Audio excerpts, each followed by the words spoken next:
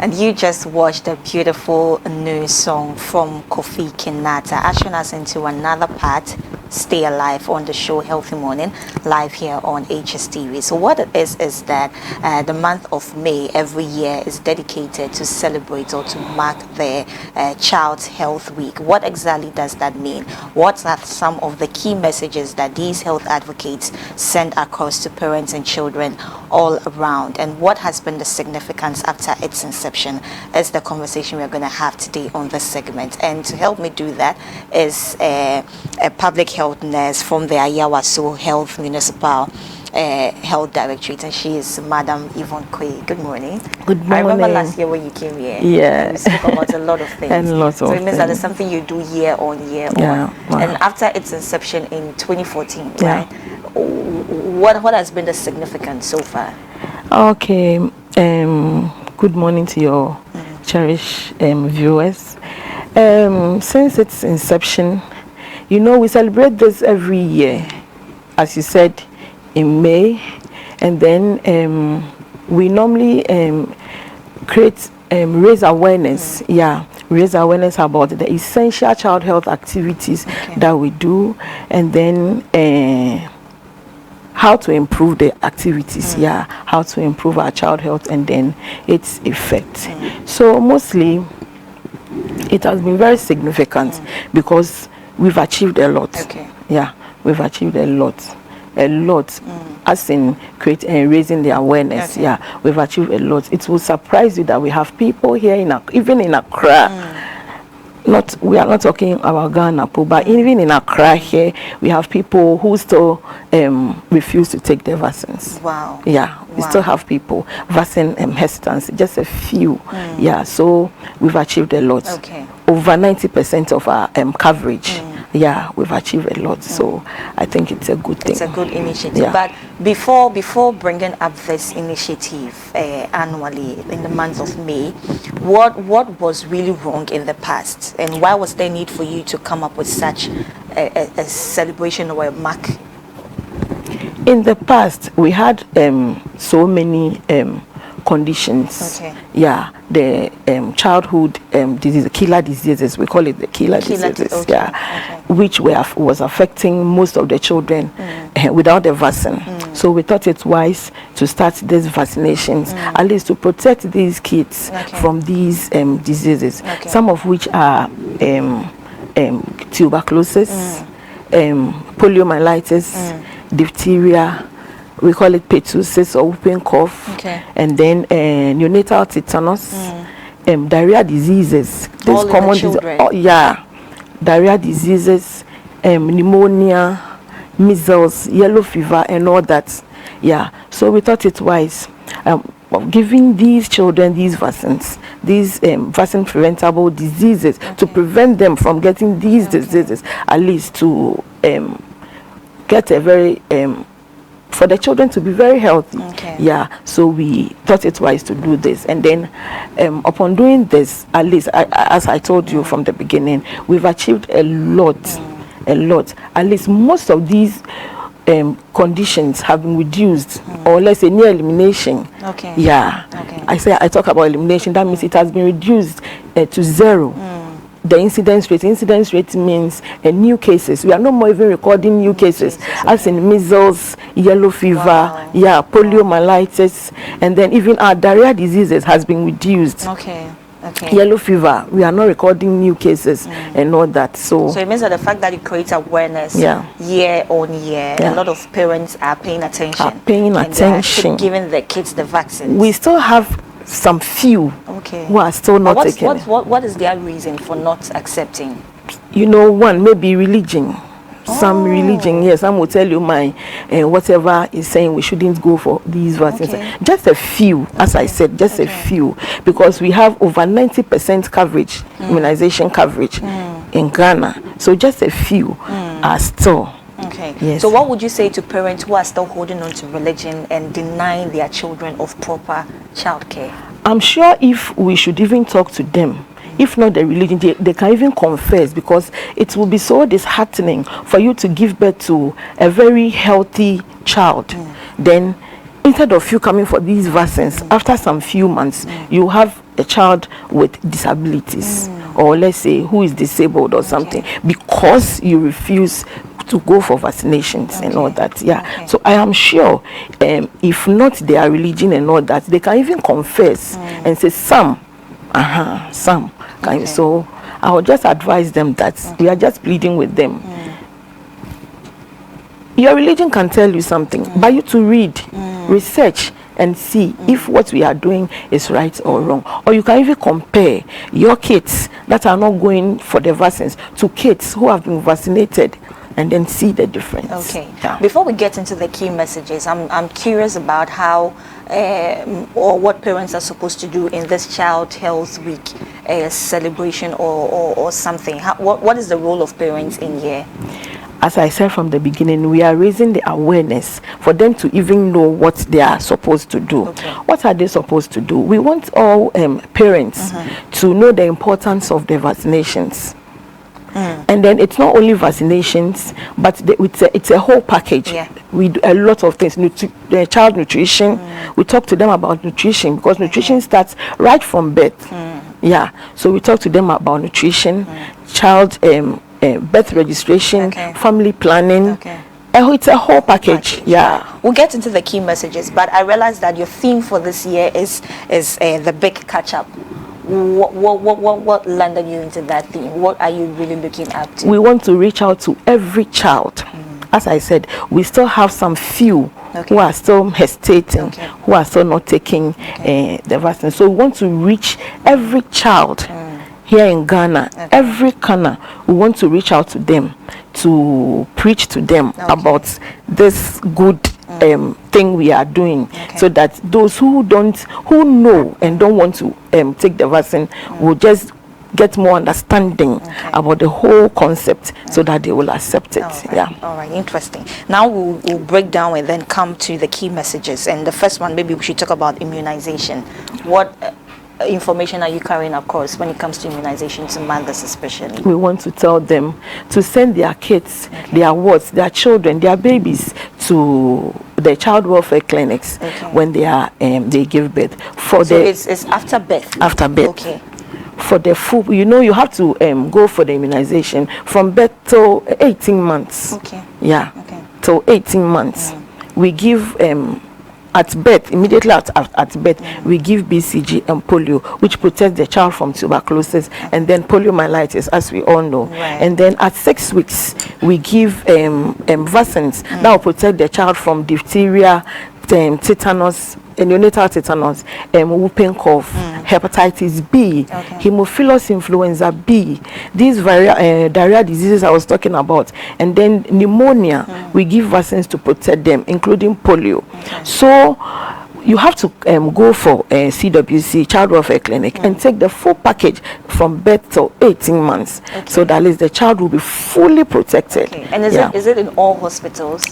In everywhere. We do outreach programs. We go to their various communities. We bring the program to your doorstep. We don't want it to look like the facility is even far from you, so you don't want to go because maybe you don't have maybe TNT to go or something. So we bring it to their doorsteps. We are in their communities everywhere, close to you, so that at least you can access the service. So it means that right after you give birth, it's the responsibility of you, the health workers, to be able to know that this child has been given all the vaccines. That is from 0 to 18 months. So what happens to a child who misses any of them? When you miss, we make sure we give. Once you still come. If you don't come, we wouldn't even know if you've missed. Even though we have records, we call them, we go for home visits. Visit the mothers we visit in their homes. We visit them in their homes, and then those who miss, we give them. We do school health. We go to their schools. We do weighing and then give them the vaccines at their schools too. So most of the time, children are at 18 months because of the working mothers. Most of us work, so maybe right from, let's say, 3 months, 4 months, you start to work. So the child starts schooling.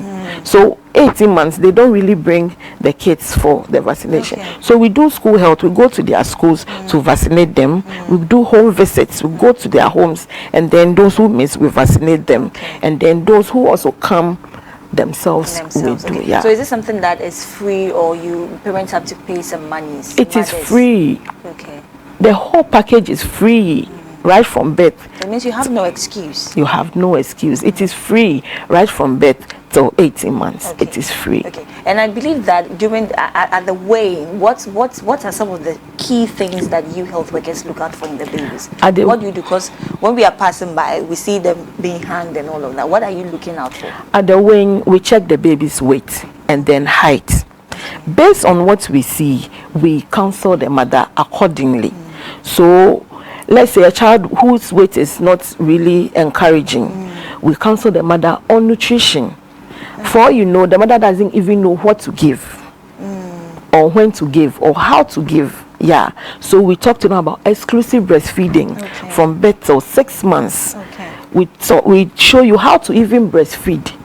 We tell you how to even express, to top up if your baby is the lazy type who doesn't really like sucking. Sucks a little and then rest on that, but not really full, and then needs the breast milk. So we show you how to breastfeed and then express. So you top up with the milk, and then right after 6 months, from 6 months going, we teach them the complementary feeds, how to add their traditional foods to it, plus the breastfeeding. Yes, they still breastfeed till 2 years. Yeah, so we talk to them. So depending on what we see, we counsel them accordingly. We talk to mothers about family planning, because you give birth, you look so fresh, and then you are still with your husband, you can become pregnant again. When your baby is, let's say, about 2 months, 3 months, you become pregnant again. What happens to the your baby? Can be just 2 months. We are in the individual difference. You can menstruate right after giving birth. Somebody can menstruate after a year. Somebody can menstruate after 6 months, depending on how you breastfeed. When you breastfeed well, it even serves as natural family planning for you, so you don't really start menstruating early. But those who don't really breastfeed well, exclusively on demand, some menstruate right after delivery, maybe a month or 2 or 3. And that's really not good, right? Oh, it's normal, but you have to breastfeed well. But when you menstruate early, you are still with your husband, you can be pregnant. So we talk to them about family planning, birth registration, nutrition for both the mother and the child, and all that. So it's a whole package. It's a whole package. But talking about the breastfeeding, I believe that in the past, our grandmothers and all of that were giving water when the baby hiccups and all of that. So what has changed that now you are advocating for just 6 months exclusively? We didn't know, because the breast milk alone contains about 90% water. So why still do you want to dilute it? The babies have been they've been hiccuping. When you breastfeed well, they won't. Because the breast milk contains about 90% water. So when you breastfeed and you still give the child, that means you are diluting the milk. Which is not really good. We are saying that exclusive breastfeeding, only breast milk for the first 6 months. It contains enough water for the child. He or she doesn't need extra water. When you start giving the complementary feeds after 6 months, you can then start giving the child water. You mentioned earlier that some babies can be lazy and they don't want to suck. So how can I identify that my child is not full as a mother? You can even identify a child who is full sleeps well. A child who is full doesn't really cry, and all that. Will cry, but not that often. You understand me? A child who is full, you can even see a child who is full. A lazy child can suck for some few minutes and then stop because he doesn't want to. So we will show you, or even a child who is not full, or the weight will not be encouraging. You understand me? That's when they'll tell you the weight. Exactly. So when you breastfeed, we'll encourage you to express and then top up.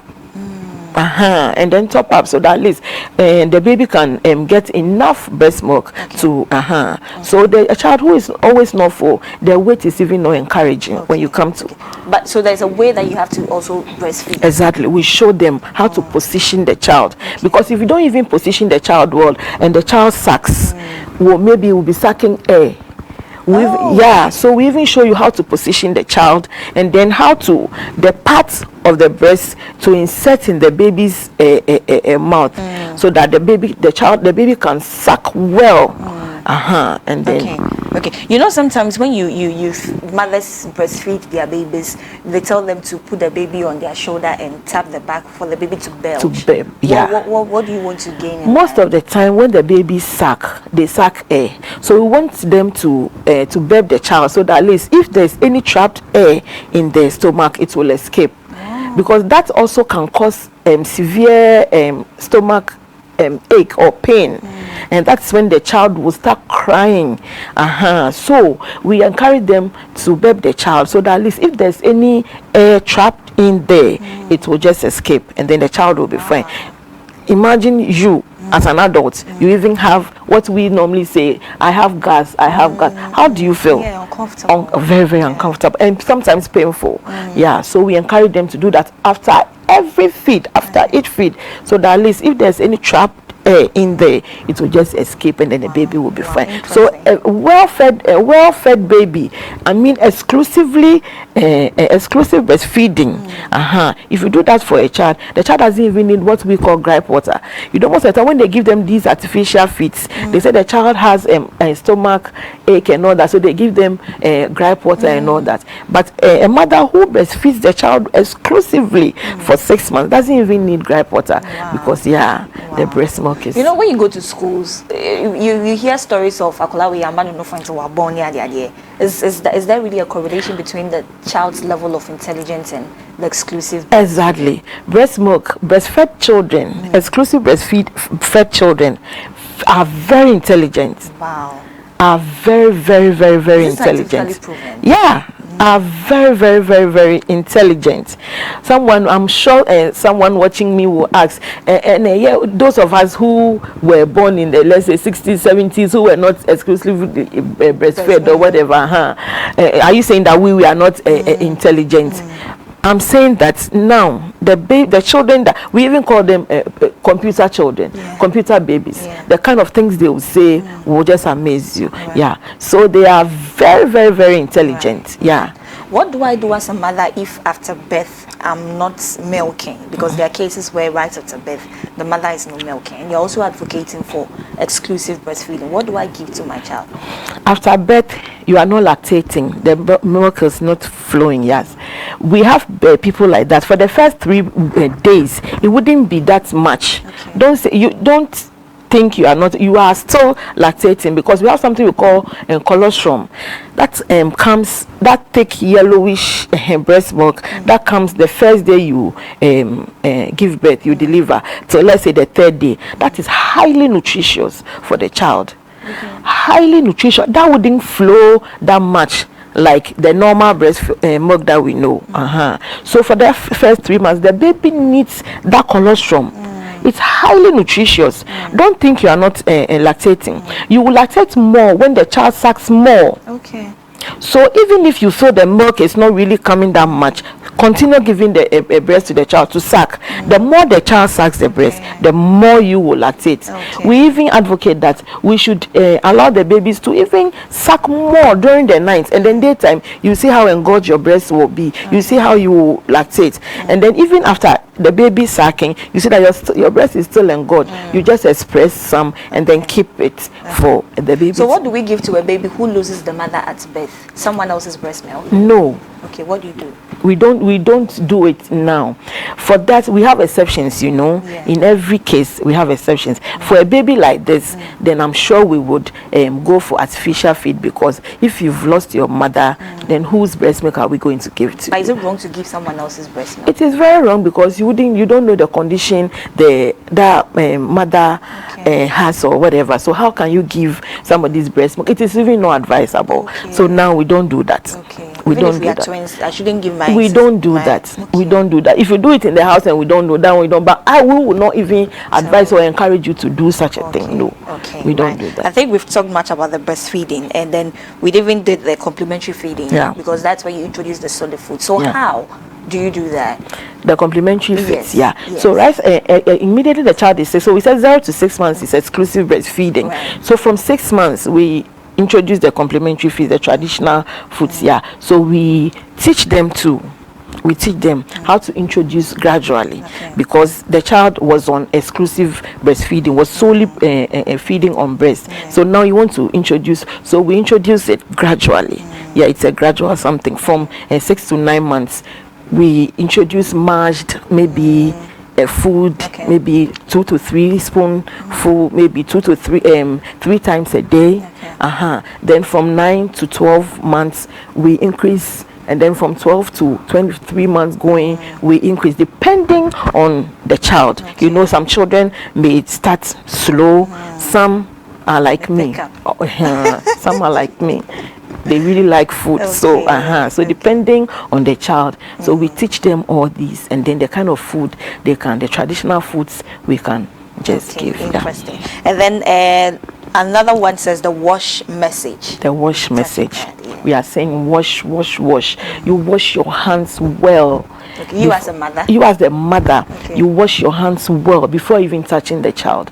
You wash your hands well before feeding the child. You even wash the feeding the cups, your plates, your whatever. You wash them well. We don't want any infection. Yeah, we don't want it. We want you everything. The child, we said we are preventing these diarrhea diseases and all that with our vaccines. But what are you also as a mother doing to prevent these diarrhea? Because it will surprise you. Somebody may change the diaper. We don't even wash their hands, and then we'll start breastfeeding. We'll feed the child. Yeah. So we say wash your hands well before even touching the child. Wash your hands well after touching the child. After you want to clean the child, after cleaning the child, wash your hands well before feeding. Wash your hands well after maybe you visiting the washroom. So that at least we'll have healthy children, and then preventing these diarrhea diseases. So that takes us to the last one, the disease prevention. Just talking about how you sleep under the treated mosquito net. When it's free, the nets are free. You give that out at the hospitals. The nets are free. We give it to mothers when they are pregnant at the ANC antenatal clinic, and then we give it to children when they come for their 18 months vaccination. At 18 months, we give them measles too. We give them the first measles at 9 months. We give them the second measles at 18 months. That is 1.5 years, and then we give them meningitis, meningococcal A vaccine. We give them that. After that, we give them the mosquito net free.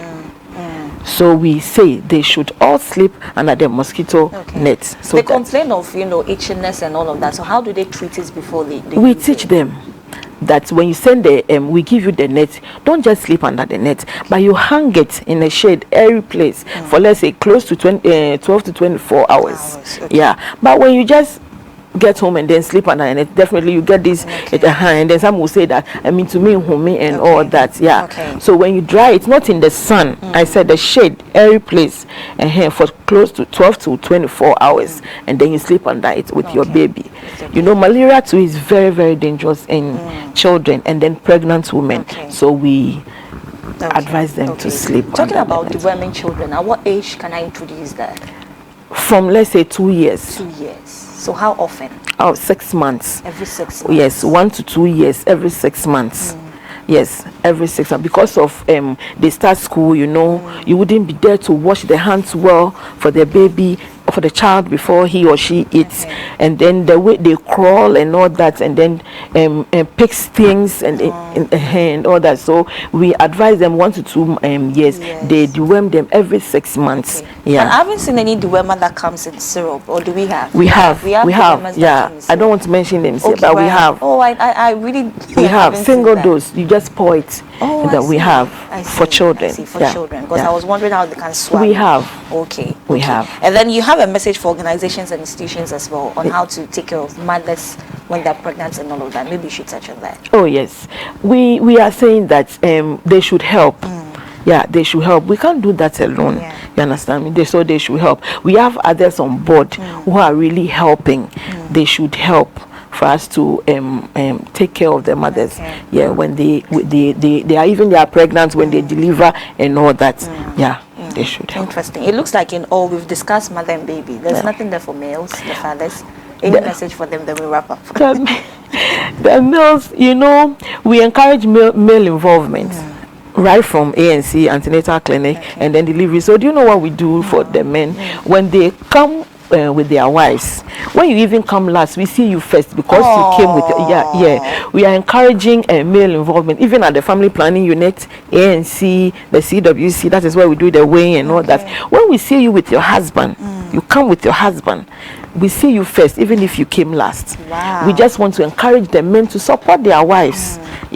Because you support your wife, and then your wife can even lactate well. Some men feel, I go to work, I bring money, why should I support you in the house? You understand me? But you help the woman to take care of the child. She'll even get enough rest time to even rest, sleep, so that she will also lactate well and all that. So we do all these things to encourage the men to support their wives in everything they do, including caring for the babies. Thank you very much. This was so educated. Give us a word of advice. Thank you. Thank you so much. I want to encourage mothers and then those who are yet to give birth, that we are pleading with them.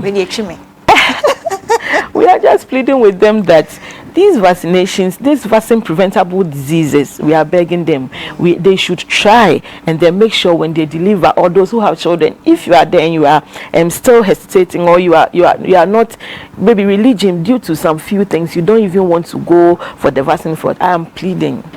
It will be so hurtful, or I don't even know the words to use. You have a very normal child. You go through 9 months pregnancy, you have a very normal child, and then due to your religious beliefs and all that, at the end of the day, the child will be disabled, and then it will be so painful. So we are just pleading that they should make sure they visit the CWC of that clinic. They take all their vaccines from birth to 18 months, and then they are breastfeeding too. We beg. Most people still go to work, but they should try that for the first 6 months. They will just do the exclusive breastfeeding. Thank you very, very much. This was educative, and this is how we wrap up on the Stay Alive segment. So it's about the Child Health Week, and we are encouraging you to take care of yourselves even when you're pregnant, during your pregnancy, and then after you are delivered of your babies. And the men are not left out. It's very important that you support your wives in these processes. So this conversation I had with Madam Yvonne Quay. She's a public health nurse from the Ayawaso North Municipal Health Directorate. We'll be taking a quick break, and then JK will be on with InFocus after this 10. We'll be right back.